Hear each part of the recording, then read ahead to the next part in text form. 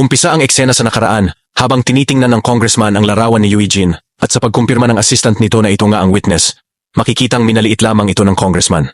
Samantalang lipat ang eksena sa kasalukuyan at makikita ang congressman sa pagkagulat nito habang nakatingin kay Eugene at sa isip nito habang nakatingin sa kanyang assistant na hindi daw nito inaayos ang kanyang trabaho. Samantalang agad din namang kinausap nito si Eugene. Kunwaring walang alam, tinatanong nito kung sino ito at kung bakit niya ginagawa ang pag-atake sa kanila. Subalit agad kinuha ni Eugene ang isang telepono at tila isa itong recording ng tao na tinalo ni Eugene kanina sa mga pag-amin nito. At dito makikita ang pagkagulat ng assistant at nakilala din agad nito ang boses sa telepono. At agad din makikita ang pagkagulat ng congressman nang banggitin sa recording ang pangalan nito, na siya nga ang nag-utos sa mga ito na atakihin si Eugene.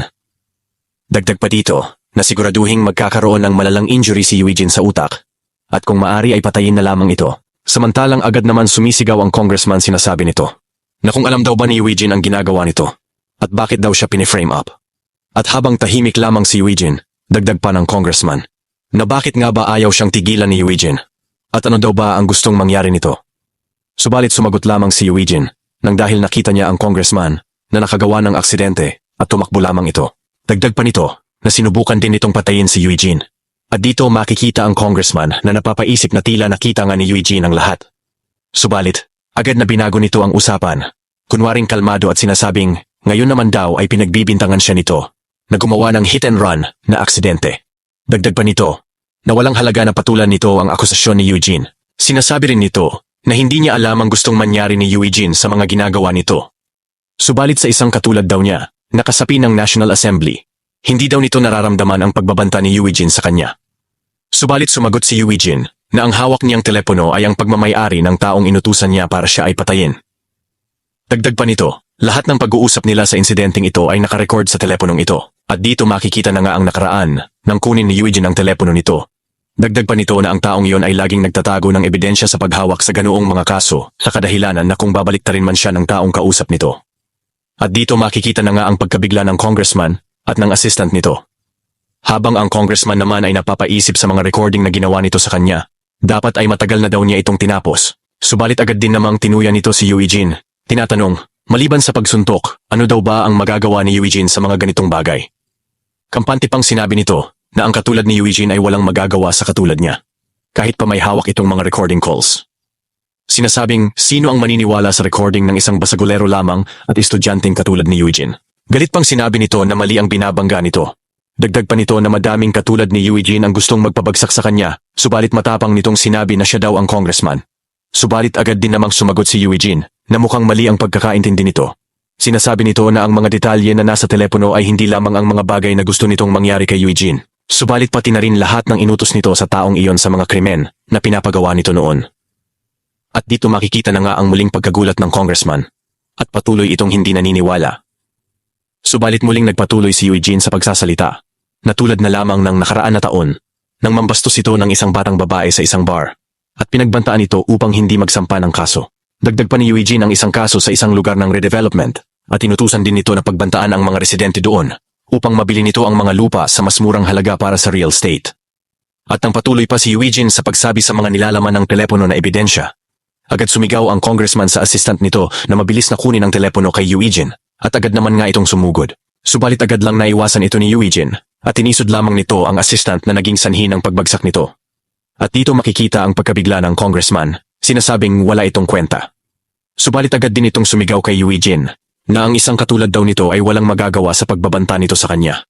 Inis pa nitong sinabi na kung ito talaga ang gusto ni Eugene, hinahamon niya ito kung may magagawa nga ba ito gamit ang mga ebidensya nito. Samantalang habang tahimik lamang si Eugene, bigla namang dumating ang detektib. Sinasabing may tumawag sa kanya sa nangyayari dito kaya ito nagmadaling pumunta doon. At dito makikita naman ang congressman at ang assistant, sinasabing tamang-tama ang pagdating nito.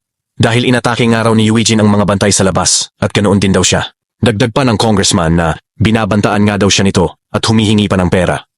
At dito makikita ang detektib na may seryosong muka habang nakatingin kay Eugene. Agad na nga niya itong nilapitan, sinasabing tama ang kanyang hinala nang kunin niya ang statement ni Eugene noon. Pero hindi niya akalain na aabot ang lahat sa ganoong sitwasyon. Dagdag pa nito na kailangan daw sumama ni Eugene sa kanya para sa kasong assault at intimidation charges. Subalit agad ding nagsalita ang congressman, sinasabing kinuha rin daw ni Eugene ang telepono nito. At agad na nga itong kinukuha ng detektib kay Eugene. Subalit tahimik lamang ito at tila walang balak ibigay ang telepono. Subalit nagbanta ang detective na kailangan na nga daw ni Eugene na ibigay ito habang hinihingi pa niya ito ng mahinahon. Subalit sumagot lamang si Eugene na hindi niya ito mabibigay sa taong kasabwat lamang ng congressman. At dito makikita ang pagkabigla ng mga ito habang napapaisip naman ang detective na kung paano ito nalaman ni Eugene. Subalit agad din itong nagsalita kay Eugene, tinatanong nito ang mga paratang sa kanya ni Eugene. Subalit sumagot lamang ito na nasa kanya na ang mga ebidensya sa mga krimen na ginagawa ng congressman at isa siya sa binabayaran nito. At ang lahat ng iyon ay nasa hawak niyang telepono. At dito makikita ang sobrang pagkabigla ng detective. Subalit agad na sumigaw ang congressman na kung gaano nito katagal papakinggan ang sinasabi ni Eugene na dapat na daw nitong kunin agad ang telepono sa kanya. At makikita na agad na nga itong sumugod kay Eugene subalit agad lang itong iniwasan ni Eugene. Ngunit agad ding sumuntok pa ito. Ngunit naiwasan lang ulit ito ni Eugene at agad gumanti sa detective at agad pinilipit ang buong kamay nito at agad bumagsak sa lupa. At dito makikita ang congressman sa pagkagulat habang sinasabihan nito si Eugene na kung alam ba nito ang ginagawa nito, binabantaan daw nito ang isa sa miyembro ng assembly at ngayon ay inaatake nito ang isang detective. Dagdag pa nito na isa ito sa batas ng kanilang bansa at sinasabihan nito si Eugene na hindi ito makakatakas sa mga pinaggagawa nito sa kanila. Subalit biglang makikita ang pagdating ng isa pang tao. At dito makikita ang chairman ng SW at ang detective na ama ng naaksidenteng bata. At agad naman makikita ang congressman at mga kasama nito na sobrang nabibigla sa nangyayari.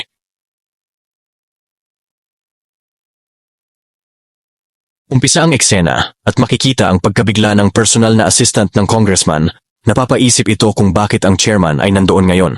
Samantalang habang makikita ang congressman na nagugulat, agad din naman itong binati ng chairman, sinasabing matagal na rin ang kanilang huling pagkikita.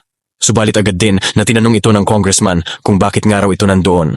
At agad na sumagot ang chairman, sinasabi nitong nabalitaan niya raw kasi na nandoon din ang kanyang apo sa pamangkin. At dito makikita ang matinding pagkagulat ng mga ito nang marinig na kamag-anak nito si Eugene. At dito makikita rin ang detective na napapaisip habang nakatingin kay Eugene. Subalit agad na lumapit ang congressman sa chairman. Sinasabi nitong mukhang may hindi pagkakaintindihan sa nangyayari at hindi raw niya alam na apo nito si Eugene. Subalit agad na humarang ang personal na bodyguard ng chairman. Sinasabi nitong lahat ng ebidensyang hawak ni Eugene ay ipapasa sa detective na ama ng biktima at lahat ng akusasyon dito ay iimbestigahan nila ng mabuti. At dito makikita ang sobrang pagkabigla ng congressman. Samantalang agad din naman nagsalita ang chairman habang nakatingin kay Eugene na kailangan na nilang umalis. At habang tahimik lamang si Eugene, agad din naman itong sumunod sa chairman. Subalit makikita dito ang congressman, sumisigaw at nagmamakaawa na pakinggan siya nito. Subalit seryoso ang personal na bodyguard nito na nakaharang sa congressman. Samantalang, makikita naman ang pagtunog ng telepono ng congressman. At ang tao sa kabilang linya ay ang leader ng assembly team. Galit itong nagsasalita sa congressman. Sinasabing nawawala na ba ito sa pag-iisip? Sa dami ng tao nakakalabanin, napili pa nito ang isa sa mga kamag-anak ng chairman ng SW? Subalit agad na sumagot ang congressman, nagmamakaawa, napakinggan muna siya nito. Subalit sumagot lamang ang leader na walang kwenta pang magpaliwanag at kahit na sino pa sa kanilang grupo ay wala nang balak na kausapin ito dahil takot ng madamay. Dagdag pa nito na simula bukas ay tatanggalin na ito sa member ng assembly team. At dito makikita na nabitawan na lang ng congressman ang telepono nito sa sobrang pagkagulat. Samantalang agad naman na kumilos ang mga pulis patungo dito at makikita ang detective na ama ng biktima na nakaharap sa kasamahan nito.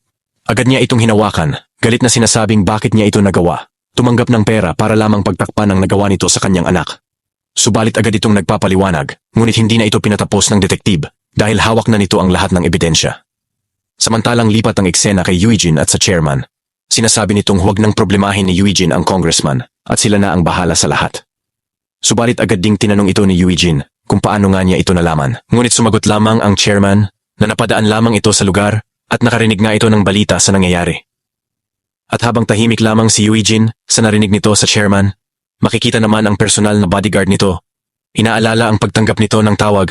Sinasabi ng tao sa kabilang linya, humihingi ito ng paumanhin sa pagtawag sa kanila ng direkta. Subalit sa tingin niya ay kailangan nila itong malaman kaagad. At makikita na nga na ang tao sa kabilang linya ay si Chief Chadusik, dagdag pa nito, na ito ay tungkol kay Eugene. Sinasabing tila nasangkot ito sa isang kaguluhan at makikita na agad itong nabigla sa narinig nito kay Chadusik. Samantala lipat ang eksena sa sasakyan ng chairman at makikita ang pagbaba ni Eugene dito. Subalit agad ding makikita ang chairman sa pagbaba nito sa sasakyan at agad napansin ni Eugene na ito ay patungo rin sa direksyon ng kanilang bahay. Agad niya itong tinanong kung saan ito papunta. Subalit sumagot lamang ito na may kailangan lang daw itong gawin at huwag na lamang daw itong pansinin ni Eugene na sobrang pinagtataka nito. Lipat ang eksena sa pagbukas ng pinto ng bahay nila Eugene at makikita ang lolo nito at si Dayon na binabati nito ang chairman sa pagdalaw nito sa kanilang bahay.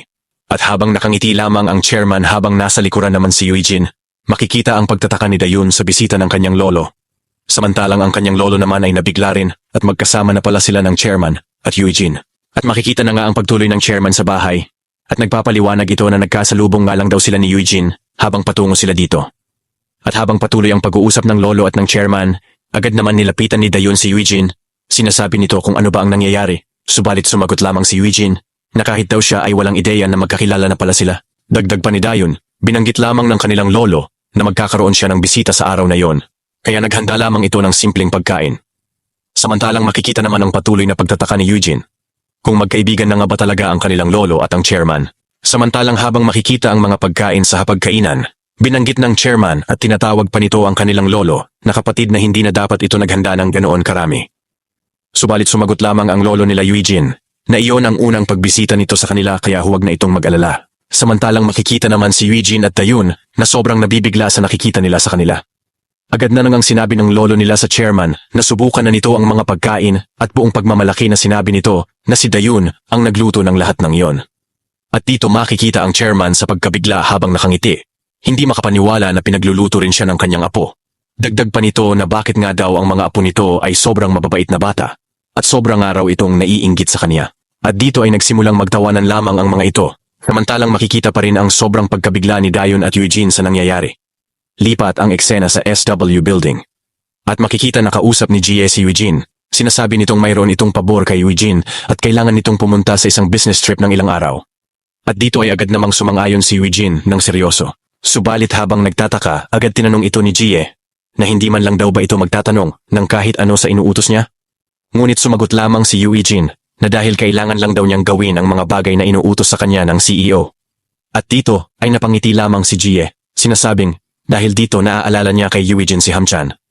Subalit agad din itong pinaliwanag ni Gia na isa nga daw itong security job. Pero hindi ibig sabihin na sobrang mapanganib ang magiging trabahong nito. Dagdag pa nito na ang trabaho ay magsisimula bukas at magtatagal ito ng isang linggo at ang kanyang taong babantayan ay kakilala na niya noon. At agad lamang na sumang-ayon si Eugene sa mga ito. Samantalang sa pag-alis na nga ni Eugene, makikita naman ang personal na bodyguard nito na napapaisip at makikita na rin si Gia na inis na tinanong ito sa pinubulong-bulong nito. At sinabi na nga ng bodyguard na paniguradong magagalit dito si Yuna. Subalit sumagot lamang si Gia at ito ay trabaho at wala siyang magagawa dito. Dagdag pa nito na hindi nito kayang tanggihan ang isang request ng isang tao sa pagbabalik nito pagkatapos na magtrabaho ng mabuti sa ibang bansa. Subalit bigla ding napaisip dito si Gia sinasabing siguradong magagalit nga dito si Yuna. Habang makikita na nga ang dalawang napapaisip sa mangyayari. Samantalang lipat ang eksena sa isang lugar at makikita dito ang paglabas ni Chaseoha na masayang binabati si Eugene sa pagdating nito. Subalit makikita lamang si Eugene sa formal na pagbati dito at nagtataka sa sobrang saya ng mukha ni Chaseoha sa pagkakita niya dito. At dito na natatapos ang eksenang ito. Mag-like at subscribe para sa susunod na kabanata. Hanggang sa muli!